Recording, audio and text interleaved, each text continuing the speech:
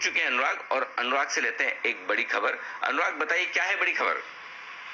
देखिए, कुछ जो खबरें चल रही थी जिसको लेकर ये कहा जा रहा था कि एलआईसी जो है वो वोडाफोन के अंदर एक बड़ा हिस्सा खरीद सकता है, तो हमें हमारे सोर्सेस से, जो एलआईसी के टॉप मैनेजमेंट के सोर्सेस है, उनसे पता चला है कि ये खबरें पूरी तरह से निराधार है और एलआईसी का वोडाफोन में किसी भी तरह का हिस्सा खरीदने का कोई प्लान नहीं है। तो ये जो खबरें हैं कि एलआईसी वोडाफोन में हिस्सा खरीद सकता है, ये एलआईसी के टॉप मैनेजमेंट के सूत्रों ने हमें बताई है और ये पूरी तरह से निराधार खबरें हैं और इसको अंदर किसी भी तरह की कोई सच्चाई नहीं है। इसके पीछे तर्क ये भी दिया जा रहा है कि जब जो मौजूदा इन्वेस्टर है वो भी वोडाफोन से एग्जिट होना चाहते हैं, तो ऐसी स्थिति में एलआईसी क्यों वोडाफोन के अंदर इन्वेस्ट करेगा, और इसको लेके कोई रेशनल नहीं है। तो ये हम आपको साफ साफ बताना चाहते हैं कि जो खबरें हैं कि एलआईसी वोडाफोन के अंदर हिस्सा खरीद सकता है, वो पूरी तरह से निराधार है और जो टॉप सोर्सेज है एलआईसी के, उनकी तरफ से ये बताया गया है।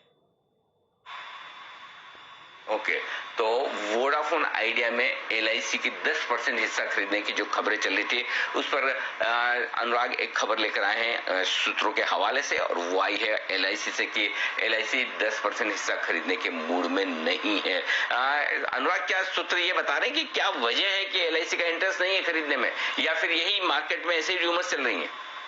बिल्कुल, तो हमारे सूत्रों ने यही बताया है कि ये सिर्फ और सिर्फ मार्केट स्पेकुलेशन है और मार्केट स्पेकुलेशन को पूरी तरह से एलआईसी के सूत्रों ने खंडन किया है और उनका ये भी कहना है साफ साफ कि ऐसी किसी भी तरह की कोई बातचीत नहीं हुई, किसी तरह का कोई इरादा नहीं है। और जब वोडाफोन आइडिया जो अभी वहां के जो मौजूदा इन्वेस्टर है वो भी वहां से एग्जिट होना चाहते हैं, तो एलआईसी की तो कोई भूमिका ही नहीं बनती, कोई तर्क नहीं बनता है कि एलआईसी इसमें निवेश करेगा। और एलआईसी के सूत्रों का ये साफ साफ कहना है कि ये सिर्फ और सिर्फ मार्केट स्पेकुलेशन है, उससे ज्यादा कुछ भी नहीं है। सिर्फ और सिर्फ मार्केट स्पेकुलेशन है, इससे ज्यादा कुछ भी नहीं है। और देखिए, वोडाफोन का स्टॉक भी प्रेशर में आ रहा है। कल एजीआर मामले में भी कोई इस समय एटलीस्ट फिलहाल क्लैरिटी नहीं है पेमेंट टाइमलाइन को लेकर। पर चलिए आगे बढ़ते हैं, बिगुल बजाते हैं। सुमित